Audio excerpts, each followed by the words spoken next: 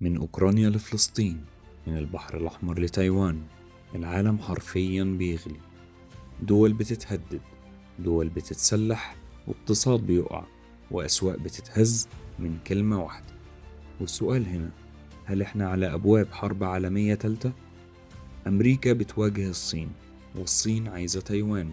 الكيان الصهيوني بيعمل حرب إبادة في غزة، وروسيا لسه مكملة في أوكرانيا.